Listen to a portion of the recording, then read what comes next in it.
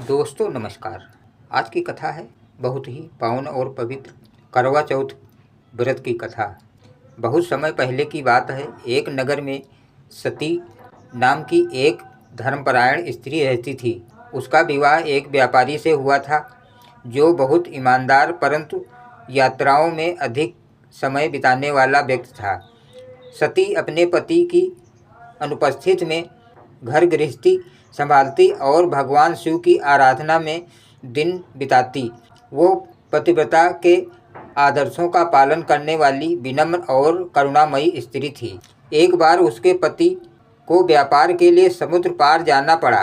जाने से पहले उसने कहा, सती मुझे लगभग 1 वर्ष लग जाएगा, तुम धैर्य रखना और घर का ध्यान रखना। सती ने नम्रता से कहा, स्वामी आप निश्चिंत होकर जाइए, मैं आपका व्रत निभाऊंगी और आपकी कुशलता के लिए भगवान शिव से प्रार्थना करती रहूंगी। दिन बीतते गए। समय के साथ उसकी प्रतीक्षा कठिन होती गई। जब वर्ष समाप्ति के समीप पहुंचा तब नगर में करवा चौथ का पर्व आया। सती ने पहले भी यह व्रत किया था परंतु इस बार उसका अर्थ और गहराई बढ़ गई थी क्योंकि उसका पति दूर सागर में था। वो दिन था कि कार्तिक मास की कृष्ण पक्ष की चतुर्थी। सती ने प्रातः स्नान कर भगवान शिव और पार्वती की आराधना की, व्रत का संकल्प लिया और पूरे दिन निर्जल उपवास रखा। नगर की अन्य स्त्रियां भी इस व्रत को कर रही थीं। वे सब शाम को मंदिर में एकत्र हुई और करवा चौथ की कथा सुनने लगी। वहाँ एक वृद्धा कथा सुनाने आई।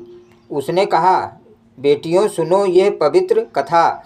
जो स्त्री इसे श्रद्धा से सुनती और मानती है उसके पति की आयु बढ़ती है, संकट दूर होते हैं और परिवार में सुख शांति बनी रहती है। सभी स्त्रियां ध्यानपूर्वक सुनने लगी और वह वृद्धा बोली, बहुत समय पहले की बात है। महाभारत के पूर्व काल में एक राज्य था जिसका नाम था चंपानगर। वहाँ एक धर्मात्मा राजा था, वीरसेन। उसकी रानी सुहागवती अत्यंत सुंदर, पतिव्रता और धर्मनिष्ठा में अद्वितीय थी। वे दोनों एक दूसरे से अत्यंत प्रेम करते थे। परंतु एक दिन राजा वीरसेन युद्ध में गए और लंबे समय तक वापस नहीं लौटे। रानी सुहागवती दिन रात भगवान शिव की आराधना करती। जब करवा चौथ का दिन आया तो उसने निश्चय किया, मैं यह व्रत अपने पति की कुशलता के लिए करूंगी। उसने पूरा दिन निर्जल उपवास रखा परंतु जब चंद्रमा उदय नहीं हुआ तो वो अत्यंत व्याकुल हो उठी। रात्रि आधी बीत गई। तब एक दासी ने कहा, माता आप भूखी हैं, मैं किसी उपाय से आपको झूठा चांद दिखा देती हूँ ताकि आप व्रत पूर्ण कर सकें। रानी ने कहा, नहीं, यह व्रत छल से नहीं श्रद्धा से पूरा होता है। झूठे चांद से जो व्रत तोड़ा जाता है वह शुभ नहीं होता। दासी ने पुनः आग्रह किया, माता आप पूरे दिन भूखी प्यासी हैं, आप आसक्त हो जाएंगी। पर रानी ने दृढ़ स्वर में कहा, मेरा व्रत मेरे पति की दीर्घायु के लिए है। मैं तब तक नहीं खाऊंगी जब तक सच्चा चंद्रमा नहीं निकलता। रानी की इस निष्ठा से देवता प्रसन्न हुए। तभी आकाश में तेजस्वी चंद्र उदित हुआ। रानी ने स्नान किया, करवा स्थापित किया और विधिपूर्वक अर्घ्य दिया। उसी समय उसका पति जो युद्ध में घायल पड़ा था वहाँ के वैद्य की सहायता से स्वस्थ होने लगा। जब वह रात्रि में अपने शिवालय में दीप जलाकर पति की रक्षा की प्रार्थना कर रही थी तभी महल के द्वार पर घोड़े की टापें सुनाई दीं। वो दौड़कर बाहर आई। उसके पति वीरसेन विजय होकर लौट आए थे। रानी की आंखों में आंसू छलक आए। उसने चंद्रमा की ओर देखकर कहा, हे चंद्रदेव, आपके दर्शन से मेरा व्रत सफल हुआ। यह कथा समाप्त करते हुए वृद्धा बोली, जो स्त्री श्रद्धा से इस कथा को सुनती और व्रत करती है उसके पति की आयु दीर्घ होती है और परिवार में मंगल होता है। सती ने यह कथा सुनाई और मन ही मन संकल्प लिया कि वह भी उसी श्रद्धा से यह व्रत करेगी।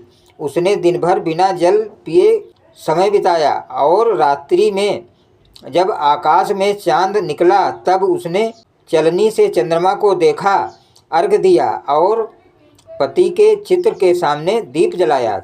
उसके मन में केवल एक ही भावना थी, हे प्रभु, मेरे पति की रक्षा करना, उन्हें हर संकट से दूर रखना। वह व्रत समाप्त कर जैसे ही बैठी उसी क्षण दरवाजे पर दस्तक हुई। उसने देखा कि नगर का एक दूत खड़ा है।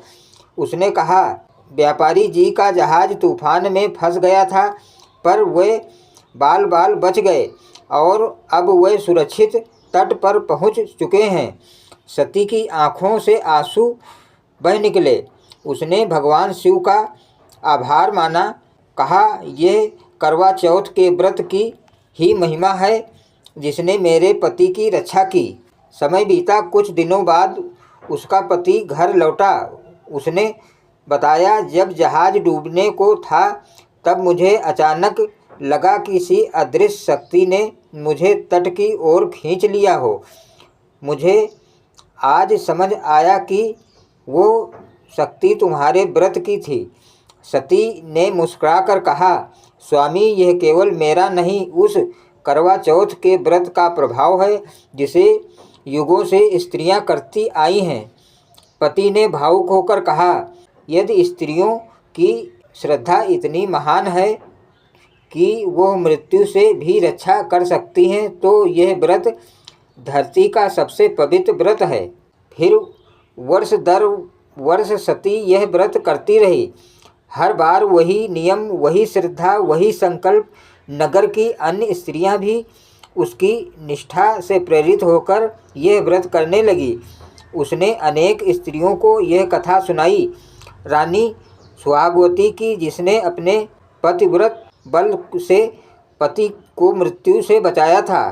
धीरे धीरे यह पूरे देश में फैल गया। लोग इसे करवा चौथ कहने लगे क्योंकि उस दिन स्त्रियां करवा जल से भरे मिट्टी के पात्र में दीपक रखकर चंद्रमा को अर्घ देती हैं और पति की दीर्घायु जीवन की कामना करती हैं।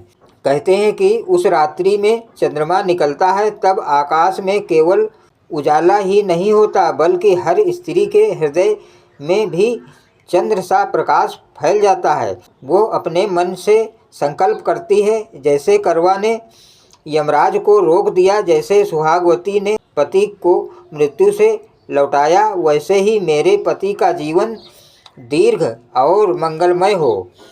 उस समय व्रत केवल एक परंपरा नहीं रह जाता, वो प्रेम, विश्वास और निष्ठा का जीवंत प्रतीक बन जाता है।